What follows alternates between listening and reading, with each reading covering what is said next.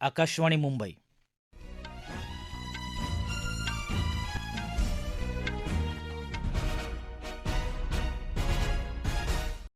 अभय धुमाळ राष्ट्रीय बातम्या देत आहे. ठळक बातम्या. भारत आणि ऑस्ट्रेलियाची द्विपक्षीय भागीदारी हे भविष्यासाठीचं एक भक्कम नातं असल्याचं प्रधानमंत्री नरेंद्र मोदी यांचं प्रतिपादन. महाराष्ट्रात समान नागरी कायदा तयार करण्यासाठी 7 जणांची समिती स्थापन केल्याची मुख्यमंत्र्यांची विधानसभेत घोषणा. अमेरिका इराण संघर्षामुळे कच्च्या तेलाच्या दरात 6% वाढ. आणि विम्बल्डन टेनिस स्पर्धेच्या कनिष्ठ गट उपांत्यपूर्व फेरीत भारताचा अर्णव पापरकर पराभूत. भारत आणि ऑस्ट्रेलियाची द्विपक्षीय भागीदारी भविष्यासाठीचं एक भक्कम नातं असून आर्थिक आणि व्यापारविषयक सहकार्याला मिळालेली गती हे या चर्चेचं यश असल्याचं प्रतिपादन प्रधानमंत्री नरेंद्र मोदी यांनी केलं. प्रधानमंत्री नरेंद्र मोदी आणि ऑस्ट्रेलियाचे प्रधानमंत्री अँथनी अल्बनीज यांनी दोन्ही देशांमधल्या संरक्षण सहकार्याबाबतचं संयुक्त निवेदन जारी केलं. त्यावेळी ते बोलत होते. ऑस्ट्रेलियात मेलबर्न इथं दोन्ही नेत्यांची आज बैठक झाली. त्यानंतर हे निवेदन देण्यात आलं. यावेळी प्रधानमंत्री म्हणाले, कॉम्प्रिहेंसिव इकोनॉमिक कोऑपरेशन एग्रीमेंट यानी सीका पर तेजी से काम करने का निर्णय लिया है, जो दोनों देशों के लिए बैलेंस, एम्बिशियस और विन विन होगा. हम बायलेटरल इन्वेस्टमेंट ट्रीटी पर भी तेजी से आगे बढ़ेंगे. दोन्ही देशांमध्ये 2022 साली झालेला आर्थिक आणि व्यापारी सहकार्य करार विक्रमी वेळेत लागू झाल्यानंतर भारतातून ऑस्ट्रेलियाला होणारी निर्यात दुप्पट झाल्याचं यावेळी मोदी यांनी सांगितलं. हिंद प्रशांत क्षेत्रात शांतता, स्थैर्य आणि प्रगती साध्य करण्यासाठी दोन्ही देशांमध्ये सहकार्य आवश्यक आहे, असं ते म्हणाले. प्रधानमंत्र्यांनी आज मेलबर्न इथं आयोजित भारतीय समुदायाच्या मेळाव्यालाही संबोधित केलं. इलेक्ट्रॉनिक्स, वाहन निर्मिती आणि औषध निर्मिती क्षेत्रात जगभरात मेक इन इंडियाचा डंका वाजत असून चिप्सपासून शिप्स अर्थात जहाज बांधणीपर्यंत भारतीय उत्पादन परिसंस्था परिपूर्ण होत आहे, असं ते यावेळी म्हणाले. भारताच्या संरक्षण क्षेत्रातल्या प्रगतीपासून अंतराळ क्षेत्र आणि क्रीडा क्षेत्रातल्या प्रगतीचा आलेख त्यांनी मांडला. यावेळी ऑस्ट्रेलियाचे प्रधानमंत्री अँथनी अल्बानीज उपस्थित होते. महाराष्ट्रात समान नागरी कायद्याचा मसुदा तयार करण्यासाठी सर्वोच्च न्यायालयाच्या माजी न्यायाधीश न्यायमूर्ती रंजना देसाई यांच्या अध्यक्षतेखाली 7 जणांची समिती स्थापन केल्याची माहिती मुख्यमंत्री देवेंद्र फडणवीस यांनी आज विधानसभेत दिली. या समितीनं 6 महिन्यात अहवाल द्यावा आणि नागपूर इथं होणाऱ्या हिवाळी अधिवेशनात समान नागरी कायदा आणायचा प्रयत्न करू, असंही त्यांनी सांगितलं. राज्यात 5 आणि 6 जुलै रोजी झालेल्या अतिवृष्टीच्या गंभीर परिस्थितीमुळे निर्माण झालेल्या स्थितीवर राष्ट्रवादी काँग्रेस शरदचंद्र पवार पक्षाचे नेते जयंत पाटील यांनी टीका केली. अतिवृष्टीच्या पार्श्वभूमीवरचा सरकारचा कारभार नियोजनशून्य असल्याचं ते आज विधानसभेत म्हणाले. पायाभूत कामं निकृष्ट दर्जाची असल्याचं ते म्हणाले. वाढलेलं पावसाचं प्रमाण, ढगफुटीचं प्रमाण महाराष्ट्रामध्ये आता वेगवेगळ्या ठिकाणी आपण ऐकतोय. आणि ढगफुटी झाल्यावर जो प्रचंड पाऊस येतो त्याचं गणित करून आपण इन्फ्रास्ट्रक्चरची बांधकामं करणं अजून आपण का स्वीकारलेलं नाही. महाराष्ट्रात कांद्यावर प्रक्रिया करून त्याची काही उत्पादनं तयार करण्यावर सरकारनं अभ्यास सुरू केला आहे. वर्षाला कांद्याला द्याव्या लागणाऱ्या अनुदानापेक्षा कमी खर्च यात होईल आणि शेतकऱ्यांना दीर्घकालीन फायदा होईल, असं मंत्री जयकुमार रावल यांनी विधान परिषदेत सांगितलं. देशात इतर राज्यातही कांद्याचं उत्पादन सुरू झाल्यानं मागणीपेक्षा जास्त कांदा उपलब्ध झाला आहे. यावर पर्याय म्हणून शेतकऱ्यांना इतर पिकाचा पर्याय सुचवता येईल का, यावर अभ्यास सुरू आहे, असंही ते म्हणाले. भारताच्या ब्रिक्स अध्यक्षतेअंतर्गत ब्रिक्स देशांच्या परिवहन मंत्र्यांच्या 3ऱ्या बैठकीचं उद्घाटन आज केंद्रीय परिवहन सचिव व्ही उमाशंकर यांच्या हस्ते झालं. उद्घाटनानंतर परिवहन कार्यगटाच्या एका सत्राला उमाशंकर यांनी संबोधित केलं. यावेळी पुनर्वापर, गतिशीलता, शहरी पायाभूत सुविधा, शाश्वत विकास या मुख्य मुद्द्यांवर तसंच परिवहन क्षेत्राशी संबंधित विविध मुद्द्यांवर चर्चा झाल्याचं त्यांनी सांगितलं.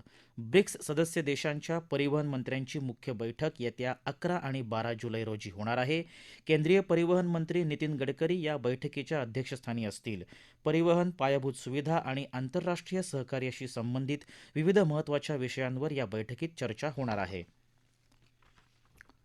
मुंबईतल्या छत्रपती शिवाजी महाराज आंतरराष्ट्रीय विमानतळाच्या फनेल झोनमधल्या जुन्या इमारतींच्या तसंच जुहू इथल्या मिलिटरी ट्रान्समिशन स्टेशनमुळे निर्बंध घालण्यात आलेल्या इमारतीच्या पुनर्विकासाला चालना द्यावी असे निर्देश मुख्यमंत्री देवेंद्र फडणवीस यांनी दिले. याबाबत विधानभवनात झालेल्या बैठकीत ते बोलत होते.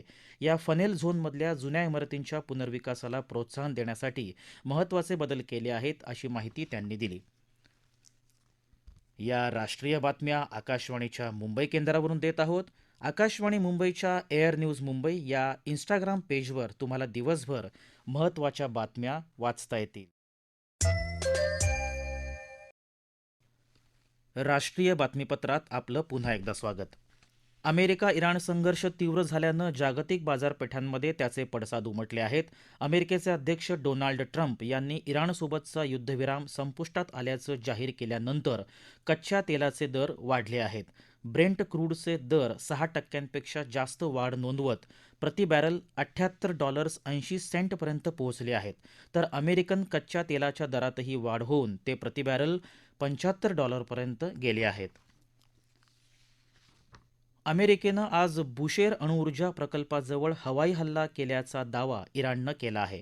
अमेरिकेच्या लष्करानं इराणवरचे हल्ले थांबवल्याचं जाहीर केल्यानंतर काही तासात पुन्हा हल्ला झाल्याचा दावा इराणनं केला आहे. अमेरिकेने आज सकाळी इराणवर पुन्हा हवाई हल्ले केले. या हल्ल्यांना प्रत्युत्तर म्हणून इराणनं बहरीन, कुवेत, कतारवर क्षेपणास्त्र आणि ड्रोन हल्ले केल्याचा दावा केला. अमेरिकेच्या 2 दिवसांच्या हवाई हल्ल्यांमध्ये किमान 14 जण ठार तर 78 जण जखमी झाले आहेत. विम्बल्डन कनिष्ठ गटात उपांत्यपूर्व फेरीत पोचलेला भारताचा टेनिसपटू अर्णव पापरकर अंतिम फेरी गाठू शकला नाही. आज झालेल्या उपांत्य सामन्यात अमेरिकेच्या जॉर्डन लीनं त्याला 6-2, 7-5 असं पराभूत केलं. केरळमध्ये कोच्ची इथं आज ब्रिक्स महिला मंत्र्यांची बैठक झाली. ब्रिक्स सदस्य देशांसमोर महिलांच्या विकासाशी संबंधित अनेक समान आव्हानं असल्याचं केंद्रीय महिला आणि बालविकास मंत्री अन्नपूर्णा देवी यांनी समारोप सत्रात सांगितलं. या समान मुद्द्यांवर संवाद आणि सहकार्य वाढवण्यात ब्रिक्स महिला मंत्रिस्तरीय मंच महत्त्वाची भूमिका बजावत असल्याचं त्या म्हणाल्या. महिला मंत्रिस्तरीय मंचाच्या इतिहासातल्या पहिल्या संयुक्त निवेदनाच्या स्वीकृतीनं बैठकीचा समारोप झाला. महिलांच्या नेतृत्वाखालील विकास हा सर्वसमावेशक आणि शाश्वत विकासाचा महत्त्वाचा आधार असल्याचं या संयुक्त निवेदनात म्हटलं आहे. पाकव्याप्त जम्मू काश्मीरमधल्या अशांततेबाबत अनेक ब्रिटिश खासदारांनी ब्रिटनच्या संसदेत तीव्र चिंता व्यक्त केली आहे. पाकिस्तानी सुरक्षा दलांच्या कारवाईत अनेक नागरिकांचा मृत्यू झाला असून सध्या या भागात लॉकडाऊन संचारबंदी लागू आहे. या भागात शांततापूर्ण निदर्शनं करणाऱ्यांवर पाकिस्तानी सुरक्षा दलांनी केलेल्या गोळीबारात ब्रिटिश नागरिकांसह अनेक जणांचा मृत्यू झाला असून कैक जखमी झाले आहेत, असं कन्झर्व्हेटिव्ह पक्षाचे नेते बॉब ब्लॅकमन यांनी सांगितलं. ब्रिटिश खासदार इम्रान हुसेन यांनीही या भागात सुरू असलेला रक्तपात आणि मनमानी अटकसत्राबाबत गंभीर चिंता व्यक्त केली. आपल्या मागण्या मान्य न झाल्यास अंतिम टप्प्यातलं आंदोलन करण्याचा इशारा जॉईंट अवामी ॲक्शन कमिटीनं पाकिस्तानला दिला आहे. JAC नेते सरदार अमन खान यांनी कथित नाकेबंदी आणि लष्करी कारवाईमुळे निर्माण झालेल्या टंचाईचा हवाला देत भारताकडे मानवतावादी मदतीची मागणी केली आहे. पिंपरी चिंचवडमध्ये मोशी इथं दुमजली इमारतीवर कचऱ्याचा ढिगारा कोसळल्याच्या दुर्घटनेत एका व्यक्तीचा मृत्यू झाला असून आणखीन 6 जण अद्यापही ढिगाऱ्याखाली अडकल्याची माहिती प्रशासनानं दिली आहे. गेल्या 22 तासांपासून युद्धपातळीवर सुरू असलेल्या बचाव मोहिमेत आतापर्यंत 17 जणांना सुरक्षित बाहेर काढण्यात आलेलं आहे. इमारतीमध्ये अंदाजे 23 जण होते. ठळक बातम्या पुन्हा एकदा. भारत आणि ऑस्ट्रेलियाची द्विपक्षीय भागीदारी हे भविष्यासाठीचं एक भक्कम नातं असल्याचं प्रधानमंत्री नरेंद्र मोदी यांचं प्रतिपादन. महाराष्ट्रात समान नागरी कायदा तयार करण्यासाठी 7 जणांची समिती स्थापन केल्याची मुख्यमंत्र्यांची विधानसभेत घोषणा. अमेरिका इराण संघर्षामुळे कच्च्या तेलाच्या दरात 6% वाढ. आणि विम्बल्डन टेनिस स्पर्धेच्या कनिष्ठ गट उपांत्यपूर्व फेरीत भारताचा अर्णव पापरकर पराभूत. याबरोबरच आकाशवाणी मुंबई केंद्रावरचं हे राष्ट्रीय बातमीपत्र संपलं. नमस्कार.